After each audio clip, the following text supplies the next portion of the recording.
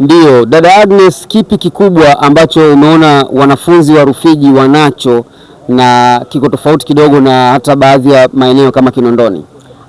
Kwanza wanafunzi wa Rufiji wanaonesha ile hali ya wao kuiwa na hii hali ya ujasiriamali, na walikuwa wanahisi kwamba ujasiriamali ni kama miujiza ambayo nchi za wenzetu China huko wanatengeneza bidhaa zinakuja kuletwa hapa, lakini baada ya sisi kuja na kuwafungua kwamba ujasiriamali unaweza ukaufanya hata we mwenyewe Mtanzania raia wa kawaida kabisa kutoka Rufiji Ikwiriri, unaweza ukafanya ujasiriamali, basi kila mtu amekuwa na ile hali ya kuwiwa na kuja kwa wingi katika haya mafunzo ya ujasiriamali. Kwa hiyo hata na mimi nimehamasika pale unapoona unamfundisha mwanafunzi na mwanafunzi muda huo anataka kufanya kile kitu, na wengi wamefanya kwa vitendo.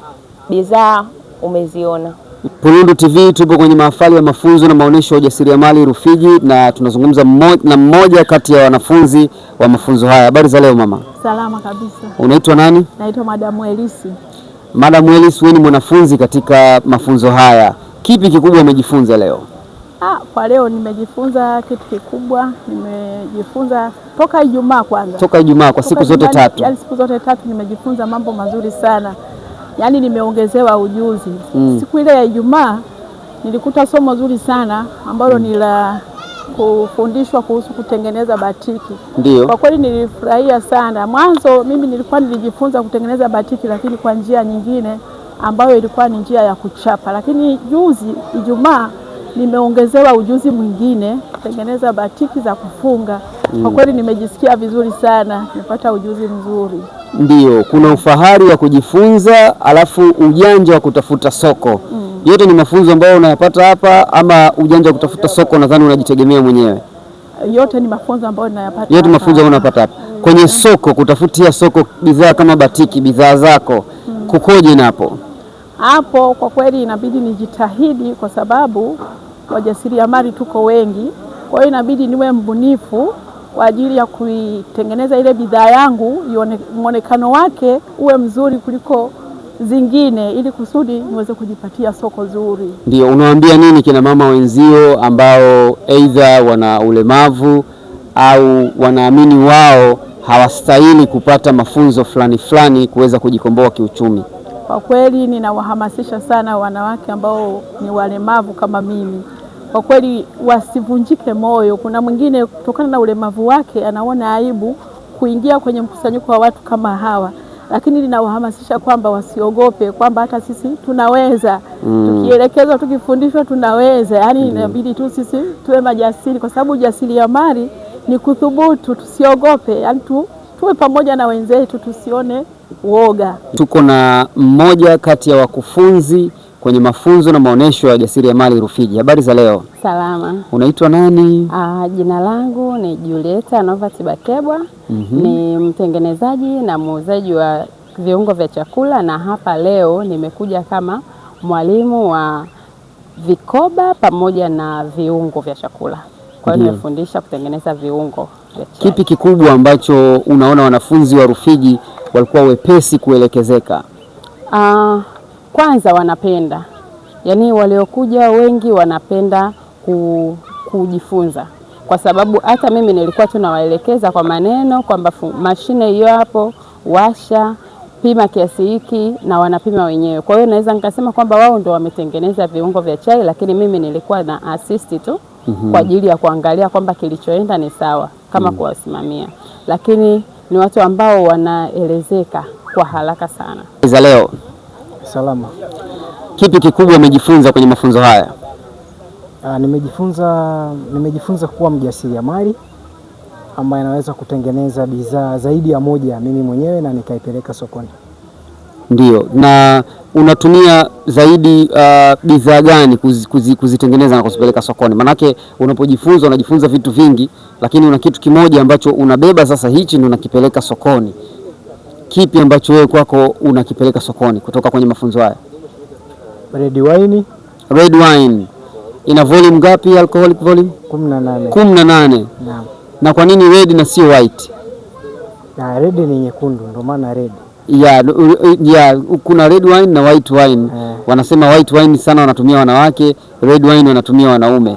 Kwa hiyo wewe umechagua red kwa sababu hizo pia za kijinsia, au kwa sababu ya wepesi wa material ya kupata kufanyia kazi?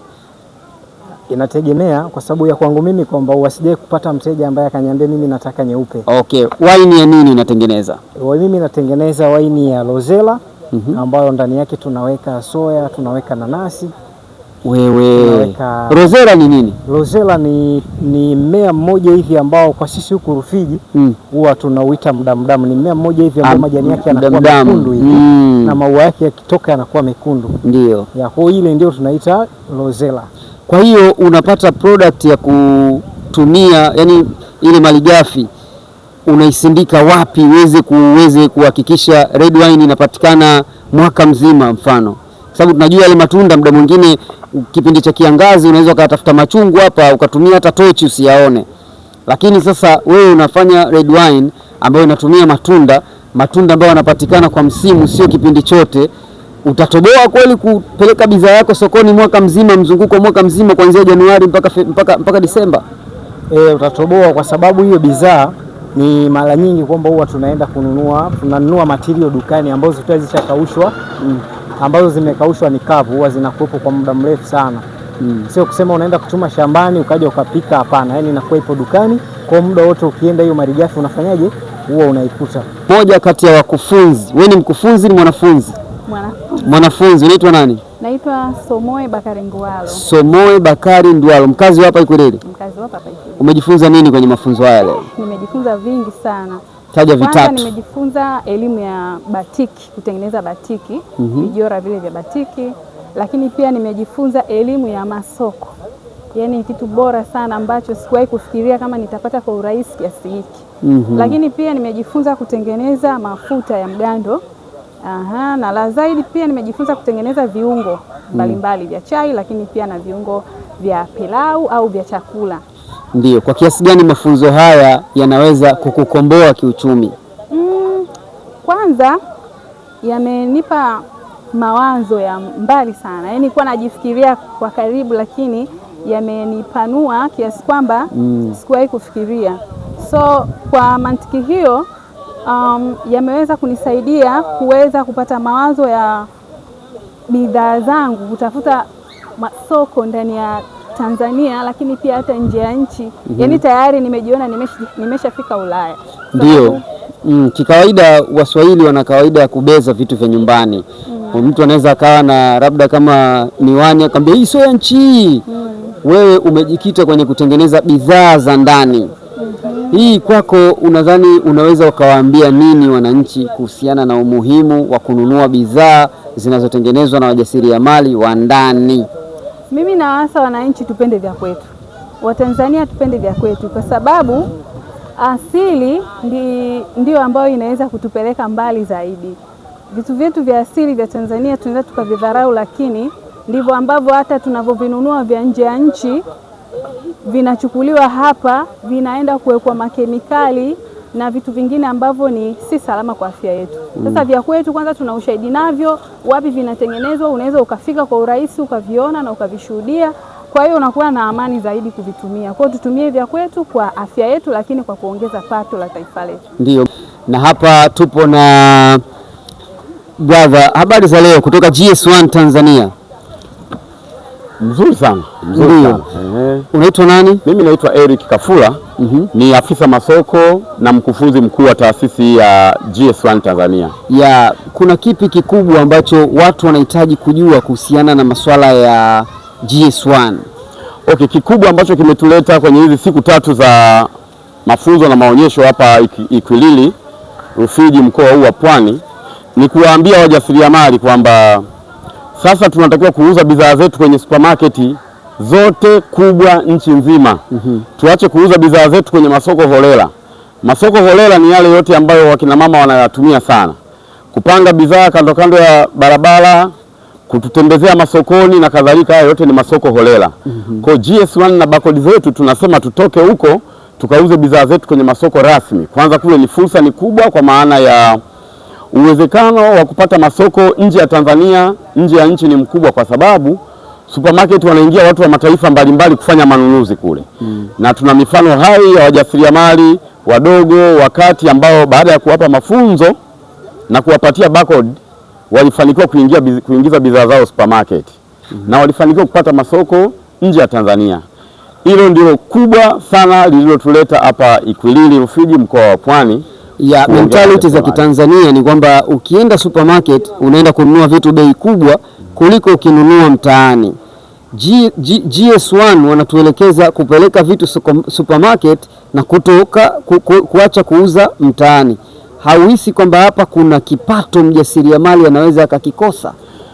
Tena hiyo sio kweli, haina ukweli kabisa, kwa maana ya supermarket vitu vyote vinauzwa kwa gharama kubwa. Sio kweli, sio kweli.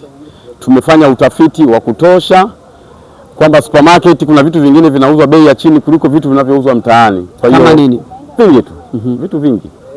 Vitu vingi tu, au bei zinalingana na huku mtaani. Kwa hiyo sio kweli kwamba bidhaa zikipelekwa supermarket basi zote mle zinakuwa na bei kubwa sana, hapana. Lakini kingine ambacho tumekuja kuwaambia, GS1 Tanzania tunatoka kwenye kutumia barcode za msimbomilia hizi za mistari zinaitwa 1D. Na sasa dunia inahamia kwenye kutumia QR code ambazo zinaitwa 2D. Ndio tunaelekea huko. Mwaka huu mwishoni au mapema kabisa mwakani, ulimwengu mzima tutaacha kutumia barcode za mistari, tutabaki tunatumia QR code tu ambazo kitaalamu tunaita 2D. Na hizi zina faida kubwa zaidi kwa sababu ya hata mtu anayeshona shuka ya kufuma kwa mkono yale maurembo yake ataiuza shuka ile kwa kutumia QR code kweli? Bidhaa ya aina yoyote ile ikipata soko au ukitaka kwenda kuuza kwenye masoko rasmi, lazima iwe na barcode na QR code. Lazima. Ni kama ilivyo simu. Simu zamani tulikuwa tunaenda kwenye vibanda unapiga simu, lakini sasa hivi hamna vibanda hivyo vipo tena. Hamna tena. Kwa teknolojia wakati fulani itakuforce utake usitake kwenda kule ambako dunia inaelekea. Yes. Sawa. Wito wako upi kwa Warufiji ambao wamepata neema hii ya kupata mafunzo kutoka kupata mafunzo na maonyesho mafunzo kutoka BrainCode? Wito wetu GS1 kwa wanarufiji wote ni kwamba hakikisha unapoanza kufanya biashara unufaike na biashara yako. Utanufaika na biashara yako kwa kuiwekea mazingira mazuri. Una barcode, una TBS na vitu vingine vyote ambavyo serikali inatuelekeza ili tuweze kufika mbali zaidi. Basi ni vizuri wanarufiji wahakikishe hivi vitu wamevipata. Lakini mafunzo ambayo yametolewa kwa siku 3 hapa yamewajengea uwezo wale ambao walikuwa wanajaribu kutengeneza sabuni lakini hawana uwezo wa kutosha au ujuzi mkubwa zaidi. Sasa wanaweza kwenda kuzalisha kwa ubora zaidi. Ndio. Kwa hiyo wito wetu ni kwamba mafunzo haya wakayafanyie kazi kwa vitendo ili waweze kunufaika na ujasiriamali wao.